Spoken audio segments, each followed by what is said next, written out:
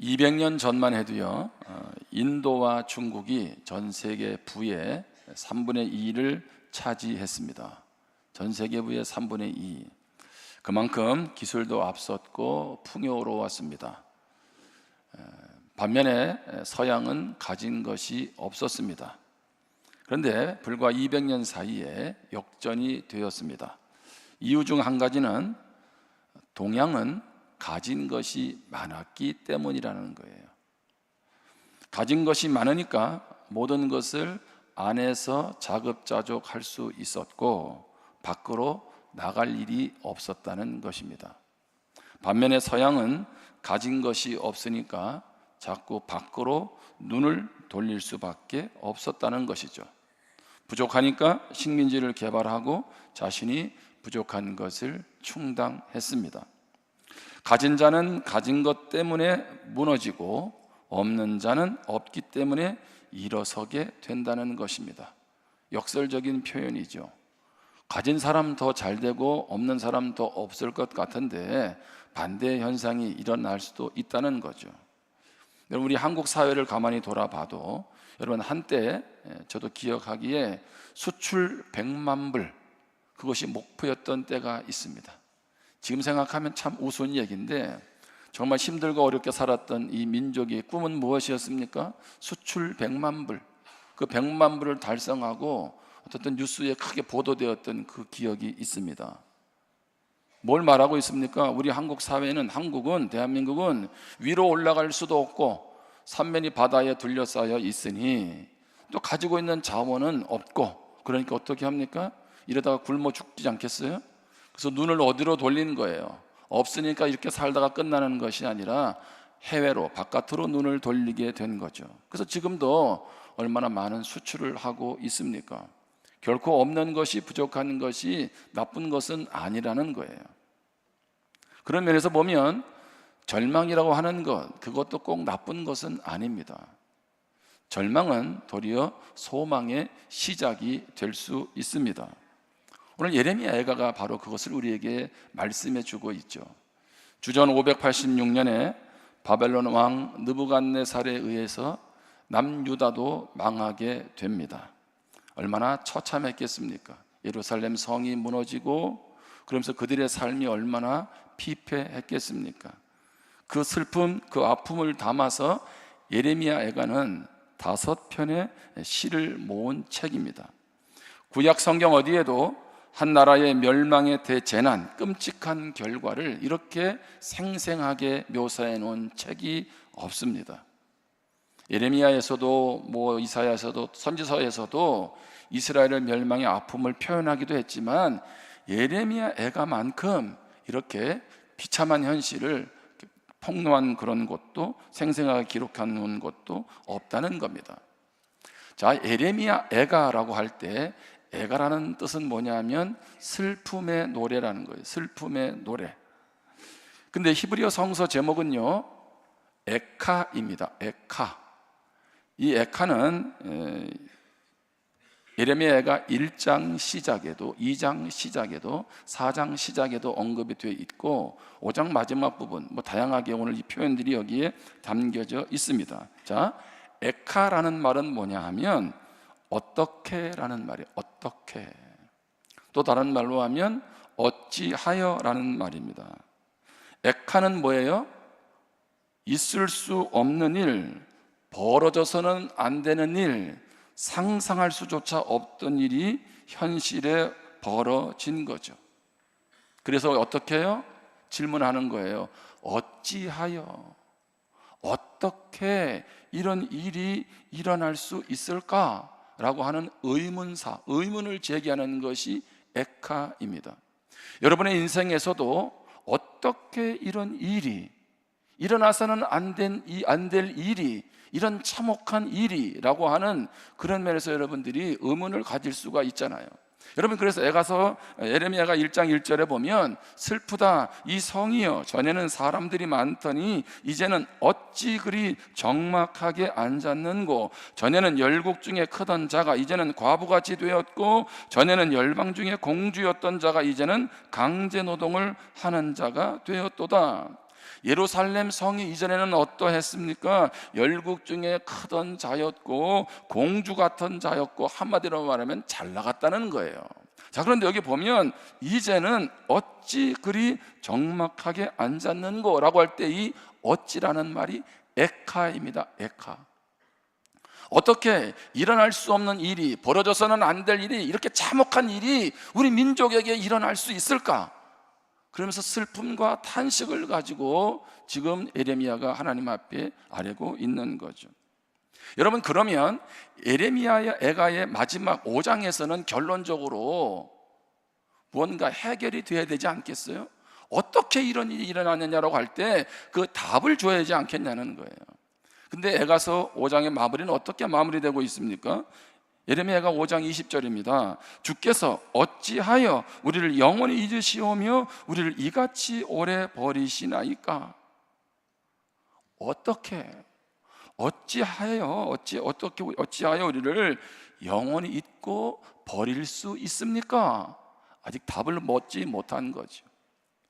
뿐만 아니라 22절에 주께서 우리를 아주 버리셨사오며 우리에게 진노하심이 참으로 크시니이다. 마지막까지도 답답한 그 슬픔, 그 안타까움을 가지고 지금 하나님 앞에 아뢰고 있는 것입니다.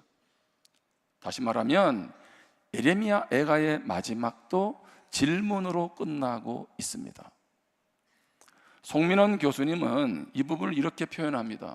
성경에 에가가 있어서 참으로 감사한 마음이다. 이해할 수 없고 받아들일 수 없는 현실 앞에서 대체 어떻게 이런 일이 있을 수 있단 말인가라고 물어도 괜찮다고 말해주는 성경이 있어서 고맙다. 질문에 대한 손쉬운 답변이나 값싼 위로를 주지 않아서 더욱 감사하다. 하나님이 보이지 않고 들리지 않는 인생의 어두운 밑바닥을 헤매는 이들에게 성경은 뭐라고 말하고 있습니까? 당신만 그런 것은 아니다 라고 지금 에가가 말해주고 있는 거예요. 여러분, 여전히 오늘도 예배 자리로 나와왔지만 해결되지 않는, 그리고 이해할 수 없는 그런 일들 앞에서 빨리 답을 찾고 싶은데 여전히 어떻게 해요? 힘들고 어려워요. 그런 우리들에게 뭐라고 말합니까? 에가서의 말씀은 너만 그렇지 않다, 이렇게 말해주고 있는 겁니다. 여러분, 정답을 얘기할 수 있으면 얼마나 좋겠습니까? 아니요, 정답을 알지요. 그런데 그 정답이 전혀 나에게는 위로가 되지 않을 때도 있잖아요. 여러분, 창세기 1장에 보면 하나님은 천지를 창조하시죠. 그러면서 어둠을 밤이라고 말씀하세요. 어둠을 밤. 아니, 어둠을 나쁘다 이렇게 표현하지 않고 밤이라고 표현합니다. 낮이 좋은 것이라는 사실이 밤을 나쁜 것으로 만들지는 않습니다.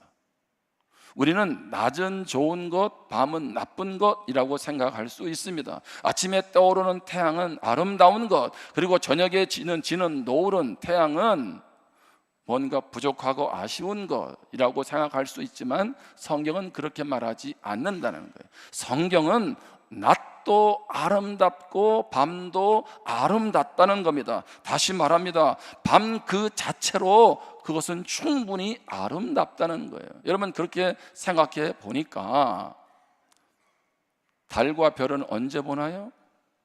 밤에만 보는 거예요. 그렇죠. 태양은 낮에 보지만 밤에는 밤에만 볼 수 있는 별도 달도 있습니다. 여러분, 슬픔을 빨리 털어낼 수도 있죠. 또 누군가의 격려와 위로를 통해서 벗어날 수도 있습니다. 하지만 충분히 슬퍼하고 끝까지 아파하지 않으면 안 될 때도 있습니다. 예수 믿는 사람이 왜 그렇게 슬퍼만 하냐 라고 말해서만도 안 된다는 거죠. 여러분, 장례를 마치고 여러분, 특별히 우리가 유가족들에게 그런 말을 하잖아요. 그만 울으라고 이런 표현을 쓰잖아요. 물론 위로하는 말이죠. 상대를 격려하려고 해주는 말이고. 제 친구 목사 아버님도 한 2주 전에 세상을 떠났어요. 친구가 그러더라고요. 아버지하고 각별함이 있으니까 막내기도 하고 장례식 때 안 울었대. 근데 장례를 다 마치고 혼자서 목양실에 앉아 있는데 눈물이 계속 나더래. 여러분, 그 마음이 느껴지죠. 그렇게 함께했던 아버지를, 사랑받았던 아버지를 떠나보내니까 장례식 때는 전혀 눈물이 없었어. 왜? 조문객들 맞이하느냐고. 그런데 다 떠나보내고 나서 홀로 앉아있는 그 자리에서 그 아버지로 인한 사랑이 목이 메어 오더라는 거죠. 여러분, 모든 고통이 이유를 알아야만 극복될 수 있는 것은 아닙니다. 여러분, 인생이 그렇지 않습니까? 어떻게 이유를, 답을 알아서 그 문제를 이겨나가고 있나요? 그렇지 않을 수도 있어요. 대체 왜 이렇습니까? 어떻게 이러실 수 있습니까? 그 답을 못 얻을 수도 있습니다. 마태복음 5장 4절에 보면 애통하는 자는 복이 있나니 그들이 위로를 받을 것이며, 성경이 뭐라고 말씀하고 있습니까? 슬픔과 고통을, 좌절을 극복한 사람이 복이 있다라고 말하지 않았습니다. 애통하는 사람이 복이 있다는 거예요. 애통하는 사람. 오늘 마음 가운데 그런 아픔과 슬픔 여전히 해결되지 않고 왜 나에게 이런 일이 여전히 답을 얻지 못한다 할지라도 그 애통함 가운데 하나님의 위로가 있기를 주님의 이름으로 축복합니다. 자, 그러면서 깨닫는 거예요. 왜 절망 가운데 하나님만이 소망이 될 수 있을까? 절망 가운데 하나님이 함께 하시기 때문에 그렇습니다. 여러분, 오늘 예레미야에가나 예레미야서나 열왕기 하나님과 어떻든 간에 무너지는 그런 모습들 때문에 많이 힘들고 아팠잖아요. 우리는 그런 생각을 합니다. 지금 내 삶의 무게가 너무 나를 짓눌러서, 그게 경제적인 문제든지 질병의 문제든지 삶의 무게 너무 짓눌려 가지고 하나님을 의식하기조차 못하는 분들이 계세요. 그리고 하나님은 정말 내가 이렇게 힘들어하는 걸 알고나 계실까라고 생각하는 분들이 계시는데, 내가 느끼지 못할 뿐이지 여전히 하나님은 그런 상황 가운데도 함께 하신다는 거예요. 여러분, 한 예를 들어볼까요? 창세기에 보면 이삭이 두 아들이 있죠. 에서와 야곱입니다. 그런데 어느 날 이삭이 이제 아들에게, 장자인 에서에게 축복하려고, 장자의 축복을 하려고 할 때 그거를 어떻게 합니까? 야곱이 가로채죠. 자기가 마치 형인 것처럼 꾸며서 아버지로부터 장자의 축복을 다 받습니다. 자, 그것을 에서가 알고 나서 이제 동생 야곱을 죽이려고 하지요. 자, 그러니까 어떻게 해요? 이러다가는 아들을 잃겠다 싶어서 이삭과 야곱이 얘기를 하고, 야곱은 이제 라반으로 말 그대로 야반 도주를 합니다. 자, 그가 집을 떠날 때 상황이 얼마나 힘들었겠어요. 뭘 가지고 가는 것도 아니에요. 지금처럼 통장이 있는 것도 아닙니다. 그리고 그 당시의 사회라고 하는 것은 씨족 사회라는 말이에요. 그 집단을 떠난다는 것은 곧 죽음을 의미하기도 합니다. 지도 새도 모르게 세상을 떠날 수도 있는 그런 상황이죠. 자, 그런 가운데 그가 베델에 갔습니다. 제가 이스라엘에 그 성지순례를 갔을 때 야곱이 이렇게 돌베개 했던 곳이라고 가이드가 안내를 해서 가봤어요. 그 돌이 그 돌인지는 모르겠어요. 알 수가 없어요. 그런데 분명한 거는 그 주변이 다 허허벌판이야. 지금도 그 주변이 허허벌판이면 이 당시에는 어떠했겠습니까? 얼마나 마음이 두렵고 불안하고 염려가 찾아오고 좌절이 됐겠습니까? 그런데 그런 가운데 잠이 들었어요. 잠을 자고 싶어 잤겠어요?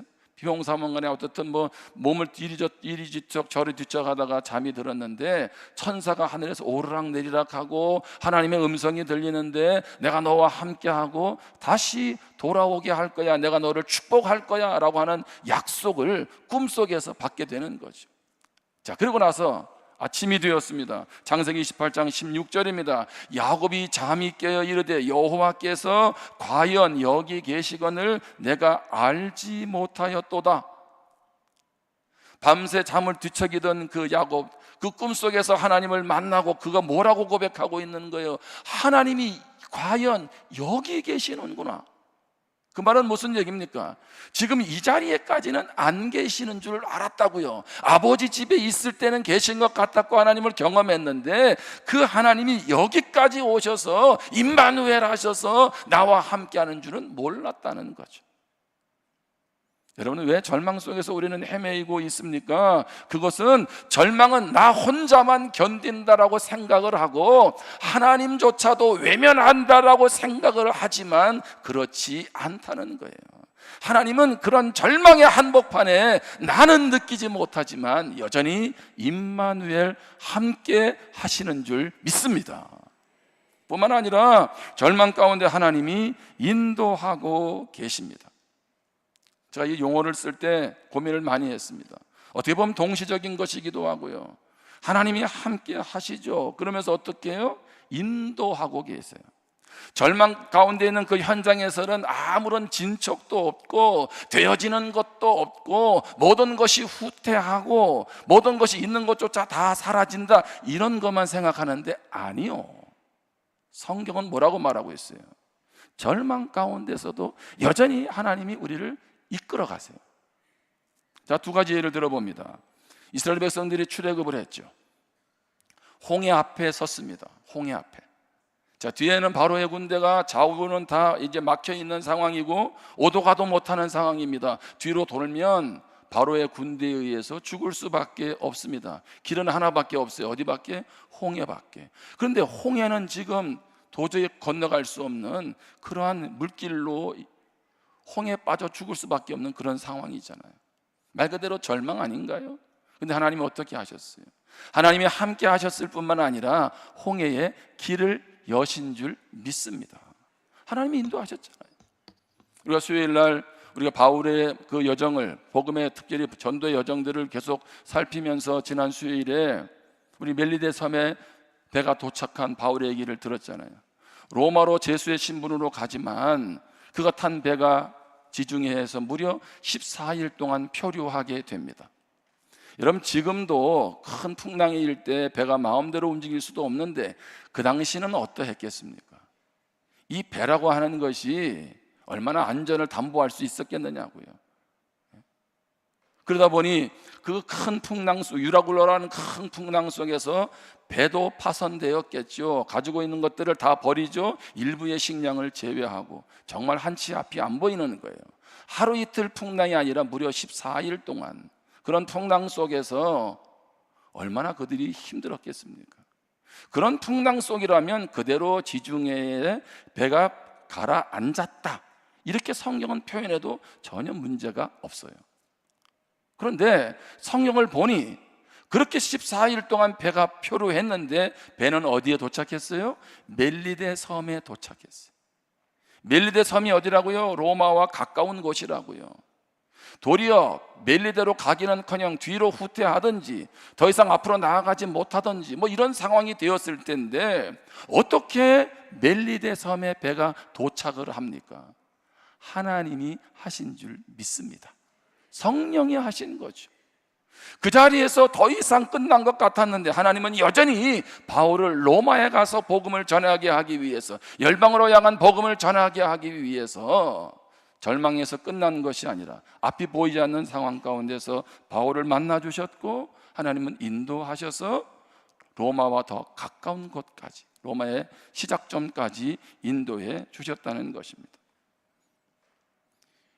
여러분, 우리는 답이 안 보일 때가 있습니다. 그러나 답이 안 보일 때에도 여전히 하나님은 우리의 하나님 되시는 줄 믿습니다. 내가 여기까지 올 수 있었던 것이 내가 무언가 하나님 앞에 모든 것이 부족함이 없고 잘 준비되고 충성하고 그래서 하나님이 나를 이쁘게 여기셔서, 아니요. 하나님이 하나님의 자녀된 여러분들을 지금까지 붙들어 주신 줄 믿습니다.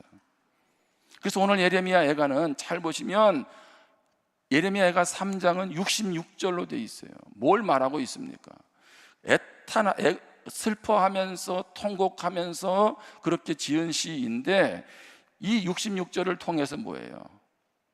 자, 히브리어는 알파벳에서 22자까지 있어요. 알파벳처럼 A에서 Z처럼 22자. 근데 그 히브리어가 각 장마다 그렇게 알파벳 순서를 따서 거기에다가 이렇게 말씀이 기록이 되죠. 시가 기록이 됐어요. 그런데 이 에레미야가 3장만큼은 무려 3배예요. 3배. 22가 3번이라고. 그 말은 무슨 얘기입니까? 슬픔과 절망의 애가 속에서도 하나님이 우리에게 소망되심을 보여준다는 거예요. 그렇다면 우리는 슬퍼만 할 것이 아니라, 절망만 할 것이 아니라 그 가운데서 하나님이 어떤 분이신지를 발견하고 만나야 된다는 거죠. 제가 그것을 간단하게 정리를 합니다. 그렇다면 소망 되시는 하나님은 어떤 분일까요? 에가서 3장에 얘기하죠. 19절 20절입니다. 내 고초와 재난 곧 쑥과 담즙을 기억하소서. 내 마음이 그것을 기억하고 내가 낙심이 되오나.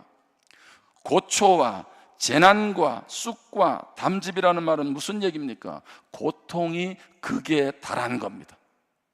자, 그런 가운데 내 마음이 그것을 기억하고 내가 낙심이 됩니다. 그럴 수밖에 없죠. 고통 가운데 낙심이 찾아올 수밖에 없는데, 여기서 낙심이라는 건 뭡니까? 완전히 의욕을 상실한 겁니다. 더 이상 무언가 해보고 싶은 의지, 의욕 다 사라져 있는 될 대로 되라와 같은 그런 심정이 되겠죠. 민족의 고통 앞에서 선지자는 그렇게 지금 안타까운 가운데 절규하고 있는 것입니다. 그런 가운데 하나님이 왜 소망의 근거가 되시나요? 하나님은 인자와 긍휼이 무궁하시기 때문에 그렇습니다. 유다 백성들은 진멸될 수밖에 없는 죄인입니다. 우상 숭배에 빠졌습니다. 거룩하신 하나님 앞에서 온 나라를 음행으로 더럽혔습니다. 재판을 굳게 했습니다. 사람들을 억울하게 할 뿐만 아니라 심판을 경고하신 선지자들을 통해서 이렇게 하다가는 망한다는 하나님의 음성을 무시한 사람들입니다. 그들의 태도와 행위대로 심판받는다고 전혀 이상할 것이 없는, 망할 수밖에 없는 그러한 상황이었죠. 결과적으로 기근에 처하고 살육을 당하고 길바닥에 엎드려지고 자녀들을 인육을 먹는 그러한 가슴 아픈 일이 벌어져도 원망할 수 없는 상황입니다. 왜 그래요? 심은 대로 거둔 거죠. 그런데 예레미야는 뭐라고 말하고 있습니까? 예레미야가 3장 22절 23절에 보면 여호와의 인자와 긍휼이 무궁하심으로 우리가 진멸되지 아니함이니이다. 아멘. 하나님의 인자와 긍휼 때문에 우리가 망하지 않는다는 거죠. 23절에 이것들이 아침마다 새로우니 주의 성실하심이 크시도소이다. 하나님의 인자와 긍휼이 아침마다 날마다 새롭다는 거예요. 그리고 그것은 성실하다는 건 뭐예요? 신실하다, 반드시 그렇게 이루어 가신다는 거죠. 무슨 얘기입니까? 하나님이 우리가 지금 바벨론에 망했지만 하나님 우리를 끝까지 진멸시키지는 않으시겠구나. 왜요? 하나님은 인자와 긍휼이 무궁하신 분, 영원하신 분이기 때문에. 여러분, 인자라는 것은 하나님이 언약적 관계에서 우리를 사랑하신다는 얘기고요. 여기서 긍휼히 여긴다는 얘기는 내가 무언가 원인이 있어서, 내가 뭔가 한 게 있어서 하나님이 나를 긍휼히 여기는 게 아니에요. 내가 한 것과 관계없이, 내 행위와 관계없이 하나님이 나를 사랑하시는 것을 여기서 긍휼이라고 표현합니다. 말 그대로 살아온 삶의 모습들을 보면 그냥 하나님이 끝장내고 더 이상 관심 갖지 않고 남을나라 해도 전혀 문제가 없는데, 하나님은 어떻게 하세요? 인자와 긍휼이 그럼에도 무궁하시다는 거예요. 그러면서 그것이 힘들고 어려운 가운데서도 하나님 앞에 나아갈 때 아침마다 새롭다는 거죠. 이것은 분명한 하나님의 약속이고 그렇게 하신다는 하나님의 성실하심을 지금 성경이 말해주고 있습니다. 여러분, 그렇다고 보면 우리는 왜 망할까요? 참 모질어서 그래요. 모질어서. 그렇잖아요? 모질어서 망하는 거죠. 하나님이 이렇게도 돌아오라고 하고 이렇게도 사랑을 하고 이렇게도 나를 품어주시는데 어떻게 해요? 왜 망할 수 있나요? 왜 죄에서 돌이키지 않고 끝까지 갑니까? 그만큼 인간이 모질어서 그래요. 악한 거죠. 여러분, 하나님의 사랑을 오해하지 마세요. 하나님은 끝까지 우리를 향해서 인자와 긍휼을 베푸시는 분이신 줄 믿습니다. 도리어 망하고 더 이상 답이 없는 인생이 된 것은 이러한 하나님의 사랑을 끝까지 무시하고 내 마음대로 살아간 것이 문제지, 그것을 성경이 계속 우리에게 되뇌어 주고 있는 겁니다. 여러분, 너무 나의 삶이 부끄러워요? 내가 살아왔던 것이 너무 하나님 앞에서 내놓을 것 없습니까? 그때 기억하세요. 하나님의 인자와 긍휼을 의지합니다. 하나님 나를 불쌍히 여겨주세요. 이게 믿음입니다. 뿐만 아니라 하나님 우리의 소망의 근거가 되는 것은 하나님이 근심하게 하심이 하나님의 본심이 아니라는 거예요. 예레미야가 3장 33절에 보면 주께서 인생으로 고생하게 하시며 근심하게 하심은 본심이 아니시로다. 이스라엘 백성들이 고통당하는 것, 그거 하나님이 원하는 것 아니었다는 겁니다. 우리가 고생하며 근심하는 것, 그거 하나님의 근심하게 하는 것 하나님의 본심이 아닙니다. 이스라엘 백성들이 왜 고통당했습니까? 왜 이런 참상을 겪고 있습니까? 하나님 때문인가요? 아니죠. 자신들의 죄악 때문입니다. 그래서 가서 3장 39절에 보면 살아있는 사람은 자기 죄들 때문에 벌을 받나니 어찌 원망하랴. 내 죄 때문에 받는 벌을, 그래서 뭘 원망하겠냐는 거예요. 이들의 대표적인 죄가 34절부터 몇 가지 언급이 됩니다. 이들이 어떤 죄를 지었나요? 34절에 세상에 있는 모든 갇힌 자들을 발로 밟는 것과 지존자의 얼굴 앞에서 사람의 재판을 굽게 하는 것과 사람의 송사를 억울하게 하는 것은 다 주께서 기쁘게 보시는 것이 아니로다. 이들이 해왔던 행동 모습들을 보면 얼마나 가슴 아픈 일인가요? 스스로 매를 자초했죠. 그럼에도 불구하고 하나님 뭐라고 말씀하세요?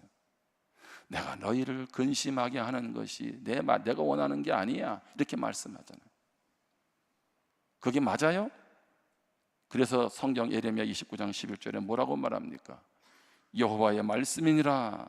너희를 향한 나의 생각을 내가 아나니 평안이요 재앙이 아니니라. 너희에게 미래와 희망을 주는 것이니라. 하나님이 절망하는 가운데 이미 나라가 무너져 있는 그들을 향해서 뭐라고 말씀하고 있는 거예요? 지금은 바벨론에 포로되어 가지만 70년 뒤에 다시 돌아오게 할 거야. 그러니 절대 주저앉지 말고 희망을 놓치지 마라. 하나님 그렇게 말씀하잖아. 우리는 너무 이런 하나님의 인자와 긍휼, 하나님의 사랑을 내 방식대로 이해하고 끝도 없이 하나님께로부터 멀어지고 있지는 않은지. 그럼에도 하나님 아버지의 마음은 무엇입니까? 징계를 해서라도 돌이키고에 싶어하는 것, 그게 바로 아버지의 마음이라는 거예요. 어느 부모가 자녀를 혼내면서 기분 좋아하는 부모가 있겠어요? 자녀가 잘못 갈 때 그 자녀를 보면서 잘한다 잘한다 박수치는 부모 없습니다. 자녀를 때리면서까지도, 그렇죠? 문을 걸어 잠그면서까지도 너는 내 자식이 아니야 라고 하면서까지도 하는 부모의 마음은 무엇입니까? 너 그러려면 집 나가라는 얘기는 그 말 듣고 집 나가라는 얘기예요? 그 말은 너 그렇게 하다가 인생 망쳐, 그러니 제발 그 길로 가지 마라고 하는 부모의 사랑 아닌가요? 우리는 하나님의 사랑을 오해해서는 안 됩니다. 그러므로 오늘 하나님의 인자와 긍휼이 무궁하고 근심하게 하는 것이 본심이 아니라면 우리는 소망 되시는 하나님께 어떤 태도를 가져야 될까요? 인내해야 돼요. 인내해야 돼요. 예가서 3장 25절 26절에 보면 기다리는 자들에게나 구하는 영혼들에게 여호와는 선하시도다. 누구에게요? 기다리는 자들에게. 사람이 여호와의 구원을 바라고 잠잠히 기다림이 좋도다. 아멘. 지금 고난의 때를 통과하고 있죠. 근데 어떻게 하라고요? 인내하라는 거예요. 인내하라는 거예요. 예레미야가 3장 28절에 보면 혼자 앉아서 잠잠할 것은 주께서 그것을 그에게 메우셨음이라. 고통조차도 하나님께서 허락했어요. 내가 살아온 삶 때문에. 그렇다면 어떻게 해요? 그것조차 견뎌내야 한다는 거죠. 하나님은 우리에게 이런 과정을 허락하세요. 왜 인내를 허락하실까요? 그 과정을 통해서 나를 새롭게 빚어가시려고 하는 하나님의 뜻이 있는 거죠. 그런 하나님의 사랑이 여기에도 담겨져 있습니다. 당장 내 인생에 또 다른 변화가 찾아오지 않고 여전히 절망의 터널을 지금 지나가고 있다 할지라도 인내하세요. 하나님이 어떤 분인지를 안다면. 두 번째, 하나님을 기대하세요. 24절로 갑니다. 내 심령이 이르기를 여호와는 나의 기업이시니 그러므로 내가 그를 바라리라 하도다. 바란다는 것은 기대한다는 거 아니겠어요?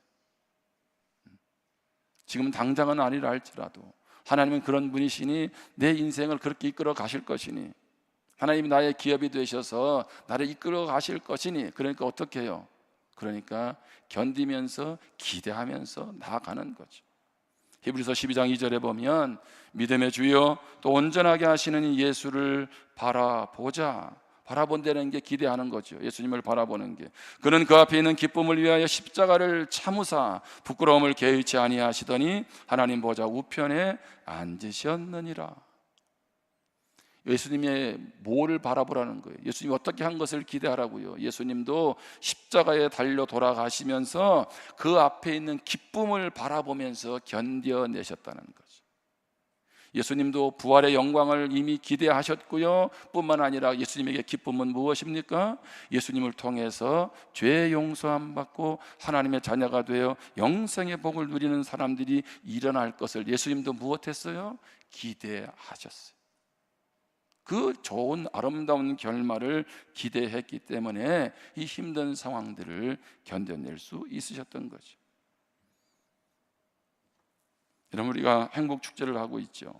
전도한다는 건 뭡니까? 전도한다는 것은 예수님을 만나게 함으로 절망 가운데 있는 영혼들에게 소망을 주게 하기 위함입니다. 우리 성도님들에게 물어보겠습니다. 이 세상 어디에 소망이 있나요? 다시 한번 물어볼까요? 이 세상에 어디에 소망이 있나요? 저도 좋아하는 탤런트였던 김수미 씨가 돌아가셨더라고요. 그렇죠? 그렇게 갑자기 과로로 스트레스로 돌아가실 줄은 몰랐어요. 근데 얼마 전에 그분이 예수님을 만났어요. 저는 그걸 보면서 참 우연이 아닌 것 같아요. 한순간에 갑자기 세상을 떠났는데 영생을 준비했잖아요. 어떤 분은 그렇게 얘기해요. 예수를 믿나? 예? 또는 뭐 절에를 가나? 아니면 이슬람교를 믿나? 무슨 상관이냐고. 다 똑같은 거 아니겠냐고. 딱 좋은 데 가자는 거 아니냐고. 예. 그걸 범신론이라고 그러고 얘기하죠. 예. 종교적 다원주의. 성경은요, 산 정상은 하나라고 얘기해. 무슨 얘기입니까? 이리로 가도 이 종교로 저 종교를 통해서 산에 올라가면 똑같은 정상에 가면 좋겠는데, 성경은 예수님만이 정상에 오르는 천국 가는 길이라고 말씀하세요. 아멘? 그래서 우리가 예수님을 전하는 거예요. 그래서 우리가 자꾸 안 믿는 분들에게 예수 믿으라고 전하는 거죠. 왜? 이 땅의 절망을 이기게 할 수 있는, 죽음을 이기게 할 수 있는 것은 무엇이 있을까요? 최고의 절망은 죽음이 아닌가요? 근데 예수님은 그 죽음조차도 오늘 우리에게 잠을 잔다 말씀하시고 영원한 천국까지 우리에게 말씀해 주잖아요. 죽음을 이긴 사람이 삶에서 뭐를 못 이기겠습니까? 그렇지 않습니까? 네? 여러분, 제일 힘들고 어려울 때 뭐 하라 그래요? 죽고 싶다 그러잖아요. 그런데 있잖아요, 죽음도 두렵지 않은 사람은요, 뭐든지 해내는 거죠. 우리 그리스도인들이 그런 사람 아니겠어요? 예수님 안에서 소망을 갖고 나아가잖아요. 한 이야기라고 마칩니다. 한 여행객이 목동에게 물었습니다. 목동 양반, 오늘 날씨는 어떨 것 같아요? 목동이 뭐라 그랬냐면, 내가 좋아하는 날씨입니다. 그렇게 얘기를 했어요. 다시 얘기합니다. 여행객이 물었다니까, 오늘 날씨는 어떨 것 같냐고. 그랬더니 목동이 뭐라고요? 내가 좋아하는 날씨가 된다고. 여행객이 또 물어봤어요. 아니, 당신이 좋아하는 날씨인지 당신이 싫어하는 날씨인지를 어떻게 아냐고. 왜? 목동이 오늘 날씨는 좋다고 말하니까. 그때 목동이 이렇게 대답을 했습니다. 지난 일을 돌아보면 늘 내가 좋아하는 것만 가질 수가 없었습니다. 그래서 나는 무엇이든지 내가 가진 것을 좋아하게 되는 법을 배웠답니다. 그러니 오늘도 내가 좋아하는 날씨가 될 것이 분명합니다. 인생을 살아보니까 어떻게 해요? 내가 좋아하는 것만 가질 수 없었어요. 그래서 목동은 햇빛이 쨍쨍 나는 날이든지 비가 오는 날이든지 그것이 나에게 주어진 날이기 때문에, 날씨이기 때문에 나는 좋아한다는 겁니다. 여러분, 이 세상에 행복과 불행은 구별되어 존재하지 않습니다. 무슨 말입니까? 같은 일이라도 어떤 사람에게는 행복하고 같은 일이라도 어떤 사람에게는 불행할 뿐입니다. 다시 얘기합니다. 목동이 뭐라고요? 나는 오늘 좋은 날이라는 거예요. 그게 비가 오든, 우리로 말하면 눈이 오든, 천재지변이 일어나든 오늘은 좋은 날이라는 거예요. 무슨 얘기입니까? 그 모든 날을 어떻게 해요? 좋아하기로 결정한 거죠. 여러분은 어떤 눈을 가지고 살아가세요? 우리는 하나님의 시각을 가지고 세상을 바라보는 사람입니다. 여러분, 이스라엘 민족을 바라보면서 무슨 생각이 드세요? 그들의 죄악을 보고 하나님께서 그들을 벌을 주기도 하고 그러면서 처참한 그들의 모습을 보고 참 고통스럽지 않았습니까? 그런데 그들이 망하고 나서 끝날 줄 알았더니 다시 70년 뒤에 하나님이 돌아오게 하시잖아요. 뭐를 말하고 있습니까? 하나님은 이스라엘 민족을 향한 큰 그림을 갖고 계세요. 정작 고통 속에 빠져 있는 그들은 고통이 왜 왔는지도 잘 모르고 힘들도 하기도 하지만 어쩌다 하나님은 그 과정을 통해서 그들을 다시 빚으시지요. 그들은 그걸 잘 모를 수도 있었지만 하나님은 큰 그림을 갖고 계셨어요. 그것을 누가 알고 있나요? 예레미야가 지금 보고 있는 거예요. 그럼에도 불구하고 오늘의 이 아픔을 도저히 이해할 수 없어서 너무 안타까워서 어찌하여 이런 일이 일어날 수 있습니까? 라고 하나님 앞에 탄식하는 거죠. 정확히 표현하면 절망의 탄식이 아니에요. 하나님을 신뢰하지만 이 눈앞에 펼쳐지는 일이 너무 가슴이 아파서 그렇죠. 하나님, 우리 인생의 큰 그림 가지고 계세요. 우리가 다 모를 뿐입니다. 그러기에 여러분, 그런 상황에서도 우리와 함께 하시는 하나님, 우리를 인도하시는 그런 하나님 앞에 특별히 인자와 긍휼이 한이 없는 그런 하나님, 우리에게 근심하게 하심이 본심이 아닌 그 하나님께 우리가 그 하나님을 바라보고 인내하고 기대하면서 묵묵히 삶의 자리를 이겨내기를 주님의 이름으로 축복합니다. 기도하겠습니다. 오늘 하나님이 주신 말씀 앞에 우리 자신을 한번 돌아보기를 원합니다. 낮은 좋고 밤은 싫습니까? 여러분, 인생은 밤과 낮이 어우러져 있고 하나님은 낮은 낮대로 밤은 밤대로 축복하시고 기억하시고 아름답게 빚어 놓으셨습니다.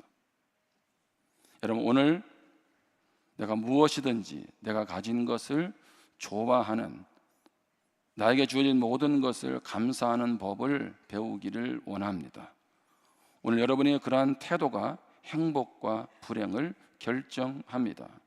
오늘 하나님 앞에서 큰 그림을 발견하고 그 하나님 앞에 내가 다시 서기를 원합니다. 우리 이런 마음을 가지고 우리 주신 말씀을 붙잡고 결단하면서 기도하겠습니다.